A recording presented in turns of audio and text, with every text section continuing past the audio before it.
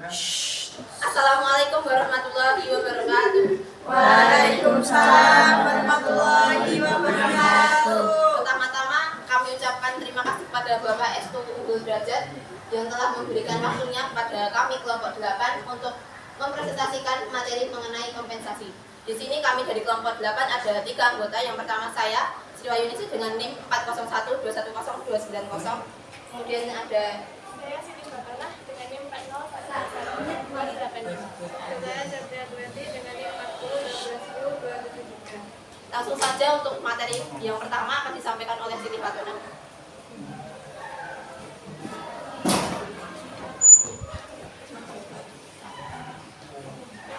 Untuk materi yang pertama adalah pengertian kompensasi. Ada berbagai definisi kompensasi menurut para ahli. Di antaranya yang pertama menurut Thomas Huston dalam bukunya Understanding Personal Management mendefinisikan kompensasi sebagai setiap pembayaran yang diberikan kepada karyawan sebagai pertukaran pekerjaan atas pekerjaan yang telah mereka berikan kepada majikan. Kemudian definisi kompensasi menurut Edwin B. Tico dalam bukunya Principle of Personal Management mendefinisikan kompensasi sebagai setiap imbalan yang layak dan adil yang diberikan kepada karyawan sebagai imbal jasa atau kontribusi yang telah diberikan kepada perusahaan. Nah, dari dua pengertian tadi dapat diketahui bahwa kompensasi itu memiliki arti yang luas. Artinya tidak hanya terdiri dari upah dan gaji, tapi dapat pula berupa fasilitas kendaraan, fasilitas kesehatan, dan sebagainya. Di dalam menetapkan besarnya kompensasi, perusahaan harus memperhatikan asas-asas tertentu agar karyawan merasa puas terhadap kompensasi yang diterima. Asas-asas tersebut yang pertama asas keadilan, di mana yang dimaksud dengan asas keadilan adalah adanya konsistensi imbalan bagi karyawan yang melakukan tugas dengan bobot yang sama. Artinya kompensasi dikatakan adil bukan berarti setiap karyawan menerima besar kompensasi yang sama, tapi berasaskan adil dalam perlakuan pemberian hadiah maupun pemberian hukuman. Asas yang kedua adalah kelayakan dan kewajaran. Yang perlu digarisbawahi bahwa tolak ukur layak itu sifatnya relatif. Artinya menurut satu orang layak belum tentu menurut orang lain layak juga. Namun dalam memberikan kompensasi, perusahaan harus memperhatikan standar hidup daerah di mana tempat perusahaan itu berdiri. Sedangkan asas kewajaran merupakan pemberian kompensasi yang dihubungkan dengan faktor-faktor seperti prestasi kerja, jabatan, serta risiko pekerjaan. Artinya semakin tinggi jabatan atau risiko, maka kompensasi yang akan diterima juga semakin tinggi. Tujuan adanya kompensasi di perusahaan ini ada beberapa tujuan. Yang pertama, ikatan kerjasama, di mana dengan kompensasi yang diberikan akan menciptakan hubungan atau ikatan kerjasama antara karyawan dan perusahaan. Dan yang kedua adalah kepuasan kerja. Karyawan ketika bekerja di perusahaan akan mengerahkan keterampilan, kemampuan, waktu, dan tenaga mereka untuk kepentingan perusahaan.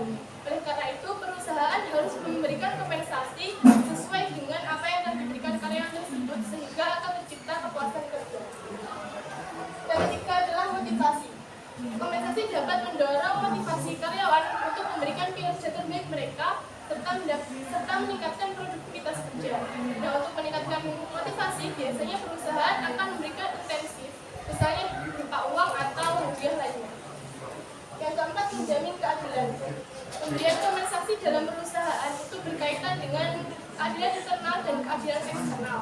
Di mana keadilan internal itu berhubungan dengan jabatan, tugas, dan prestasi kerja. Sedangkan keadilan eksternal itu berhubungan dengan kompensasi yang diterima karyawan di suatu perusahaan itu sama atau setara dengan kompensasi yang diterima karyawan di perusahaan lain. Yang kelima adalah disiplin. Nah, dengan adanya kompensasi itu dapat mendorong kedisiplinan karyawan. Nah, misalnya karyawan akan berperilaku sesuai dengan yang diinginkan perusahaan atau sesuai dengan peraturan perusahaan. Poin selanjutnya adalah sistem kompensasi. Yang dimaksud dengan sistem kompensasi adalah suatu sistem yang terdiri dari dari penetapan besarnya kompensasi hingga cara penyaluran atau pemberiannya kepada karyawan. Tujuan dari adanya sistem kompensasi diantaranya yang pertama menghargai prestasi kerja, di mana pemberian kompensasi ini merupakan bentuk penghargaan perusahaan terhadap prestasi kerja karyawannya. Yang kedua, menjamin keadilan, di mana dengan adanya sistem kompensasi yang baik akan menjamin keadilan bagi para karyawan. Karyawan akan menerima kompensasi sesuai dengan tugas, fungsi, dan jabatannya. Yang ketiga, mempertahankan karyawan, di mana dengan sistem kompensasi yang baik, karyawan akan merasa betah sehingga akan mau bekerja di perusahaan tersebut dalam waktu yang lama. Yang keempat, pengendalian biaya. Dengan sistem kompensasi yang baik, maka akan mengurangi tingkat atau intensitas perusahaan dalam melakukan rekrutmen. Nah, itu merupakan salah satu bentuk pengendalian atau penghematan biaya. Yang kelima, menjamin keadilan, mana dengan adanya kompensasi yang baik dapat menjamin keadilan di antara para karyawan. Karyawan akan menerima kompensasi sesuai dengan tugas, jabatan, dan prestasi kerjanya. Yang keenam, memenuhi peraturan yang berlaku, di mana sistem kompensasi yang baik akan mempertimbangkan peraturan-peraturan yang berlaku sehingga akan meminimalisir adanya gugatan dari karyawan ataupun pihak eksternal lainnya. Nah, dalam menetapkan besarnya kompensasi, perusahaan akan mempertimbangkan faktor-faktor tertentu. Yang pertama, produktivitas. Perusahaan tidak akan memberikan kompensasi melebihi kontribusi atau produktivitas yang diberikan karyawan kepada perusahaan. Yang kedua, kemampuan untuk membayar. Artinya perusahaan tidak akan memberikan kompensasi melebihi kemampuannya dalam membayar kompensasi. Karena apabila perusahaan memberikan kompensasi melebihi kemampuannya, maka perusahaan tersebut akan terancam bangkrut. Yang ketiga, kesediaan untuk membayar. Banyak perusahaan yang sebenarnya mampu untuk memberikan kompensasi yang tinggi, tetapi tidak semuanya bersedia atau mau untuk memberikan kompensasi yang tinggi tersebut. Yang keempat, suplai dan permintaan tenaga kerja, di mana bagi karyawan yang memiliki keterampilan atau kemampuan yang lebih rendah, itu biasanya menerima kompensasi yang lebih rendah juga daripada karyawan yang memiliki keterampilan yang lebih tinggi. Yang kelima, undang-undang dan peraturan yang berlaku.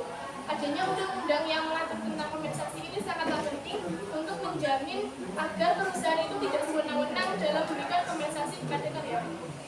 Selanjutnya, sampaikan Mbak Siwa ini.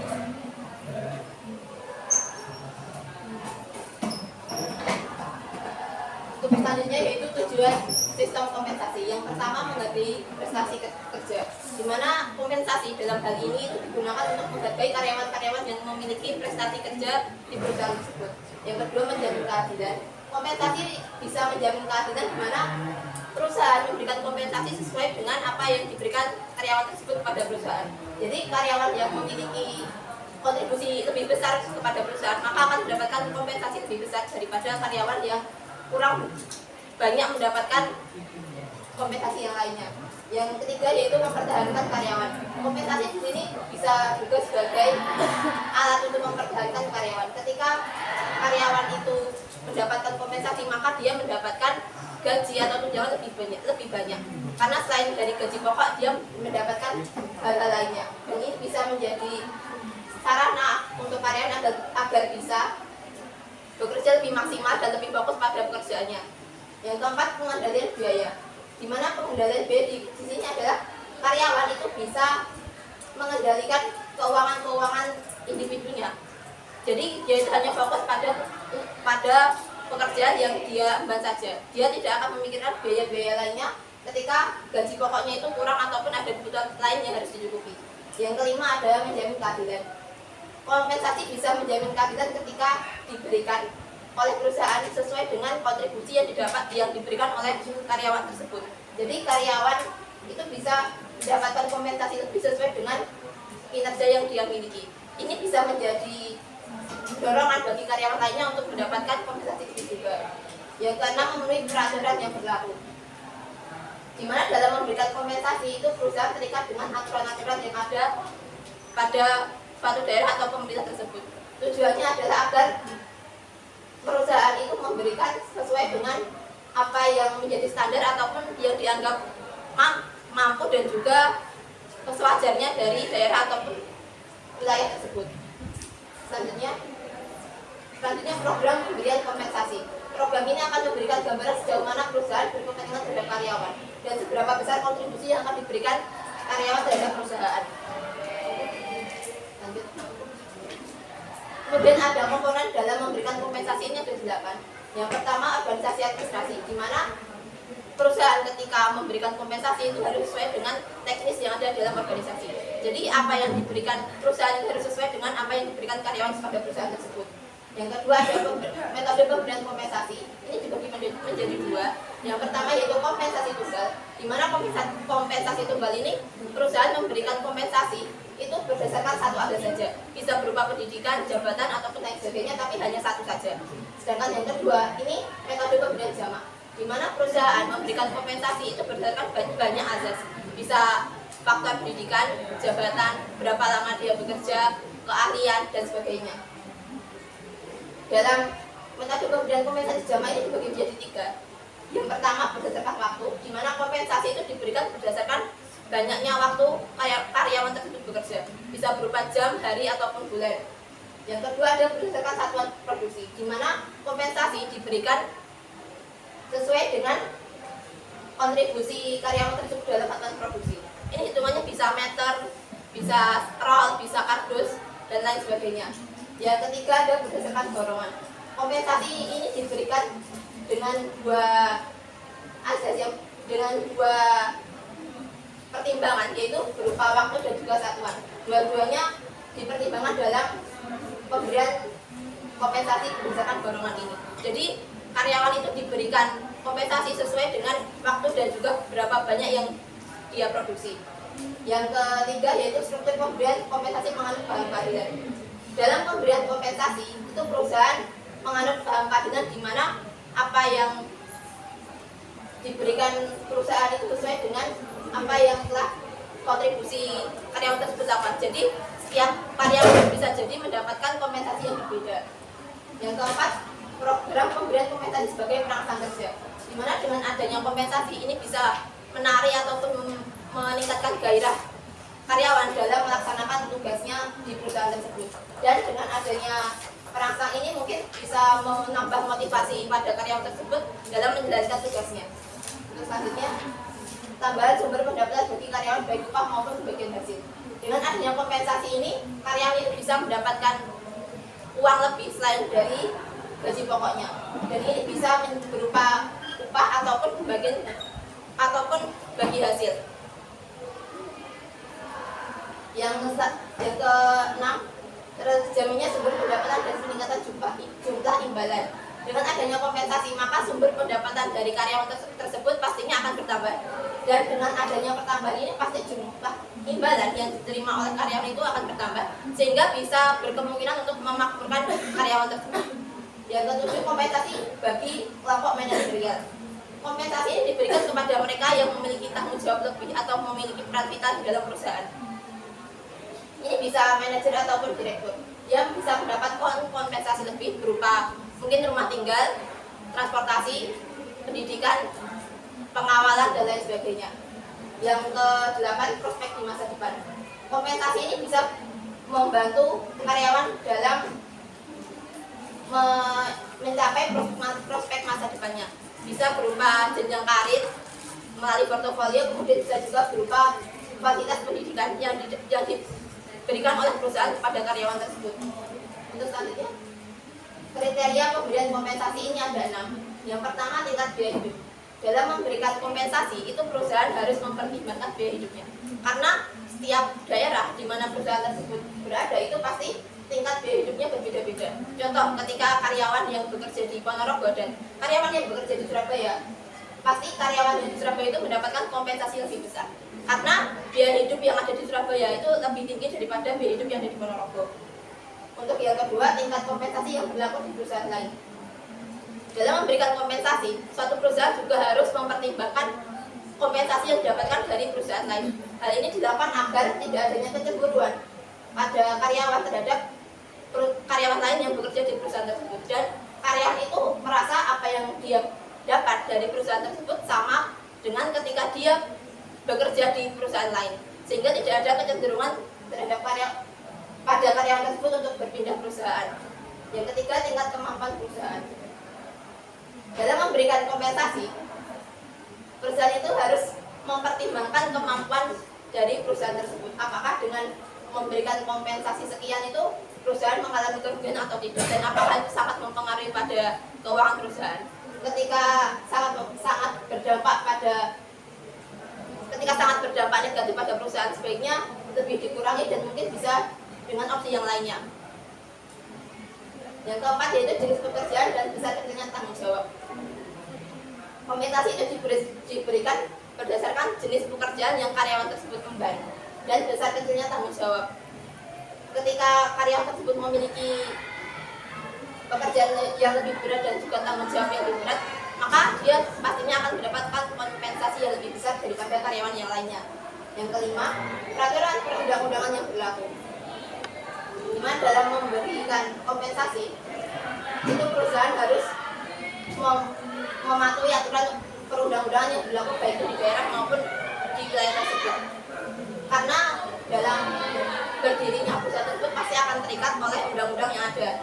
Yang keenam, upah atau gaji sebagai alat untuk mempertahankan dan memberikan motivasi pada karyawan. Ketika seorang karyawan itu memberikan manfaat kepada perusahaan dan dia kembali mendapatkan timbal balik yang sesuai dengan yang dia inginkan, dan tidak adanya perbedaan atau bahkan apa yang dia dapatkan lebih besar daripada ketika dia bekerja di luar perusahaan itu atau di perusahaan lain, maka karyawan tersebut akan lebih mengutamakan perusahaan yang dia pilih sekarang daripada perusahaan yang lainnya. Selain itu, kompensasi ini bisa menjadi alasan kepada para pelamar untuk lebih memilih untuk mendaftar di perusahaan tersebut, karena dia tahu bahwasanya di perusahaan ini dia bisa mendapatkan lebih daripada di perusahaan yang lainnya. Waktu pemberian kompensasi, menurut Hasibuan, kompensasi harus dibayarkan tepat pada waktunya dan jangan sampai terlambat karena dapat mempengaruhi kepercayaan. Kepercayaan dalam hal ini adalah ketika memang seharusnya pada tanggal ini karyawan itu mendapatkan kompensasi sesuai yang dia inginkan, namun ternyata kompensasi itu tidak diberikan, maka akan mempengaruhi kepercayaan karyawan tersebut terhadap perusahaan. Kemudian motivasi, ketika kompensasi tidak diberikan pada tepat waktu, maka motivasi karyawan tersebut untuk bekerja lebih pasti akan menurun, karena apa yang dia berikan pada perusahaan tidak sesuai dengan apa yang dia dapatkan. Kemudian ada kinerja karyawan, ketika kepercayaan dan motivasi karyawan ini menurun, pasti akan berpengaruh pada kinerja karyawan, dan kinerja karyawan ini pasti akan berpengaruh juga pada profitabilitas dari perusahaan tersebut. Mungkin bisa dilanjut.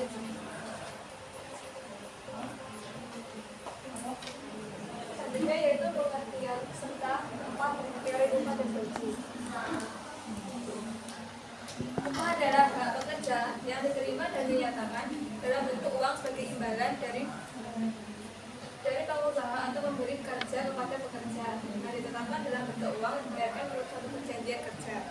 Selanjutnya yaitu pengklasifikasian sistem upah. Yang pertama, sistem upah menurut produksi. Upah atau gaji menurut produksi yang diberikan bisa mendorong karyawan untuk bekerja keras serta untuk memproduksi lebih banyak. Upah ini membedakan atas kemampuan masing-masing. Yang kedua yaitu sistem upah menurut namanya kerja.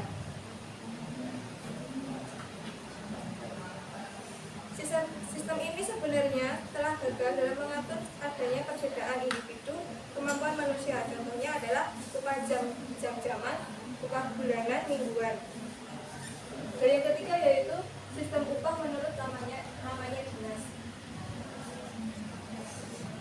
Sistem upah semacam ini mendorong orang lebih setia atau loyalitas terhadap perusahaan. Sistem ini sangat menguntungkan bagi orang-orang yang muda yang didorong untuk tetap masih bekerja pada perusahaan.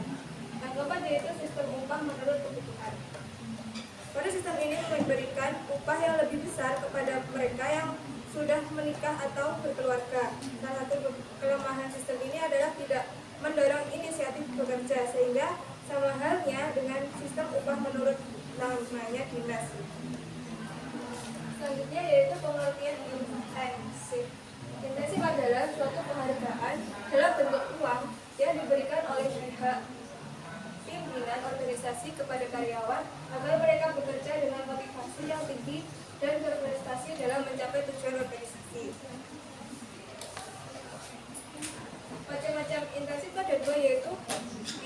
material dan non material.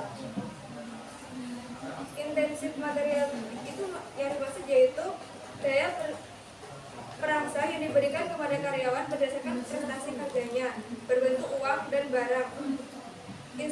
Insentif material ini bernilai ekonomis sehingga dapat meningkatkan kesejahteraan karyawan beserta keluarga. Yang kedua yaitu intensif non material. Maksud dari intensif non material yaitu dalam perangsang yang diberikan kepada karyawan yang berbentuk penghargaan pengukuhan berdasarkan prestasi kerja.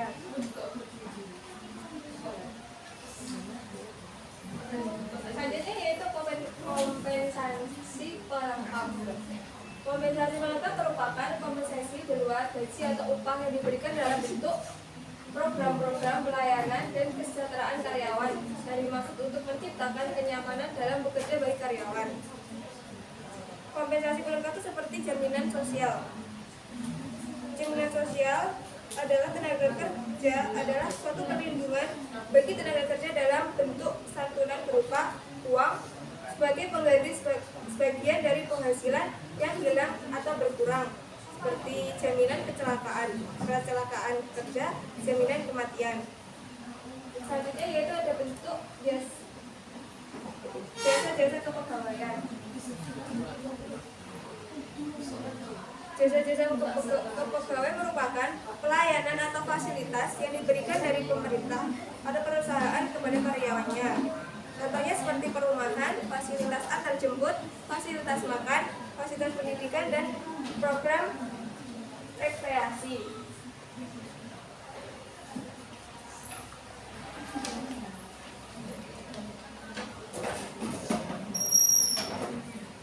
Cukup sekian presentasi dari kelompok kami. Terima kasih pada teman-teman yang sudah berpartisipasi, dan terima kasih kepada PSTU yang telah melihat video ini sampai full.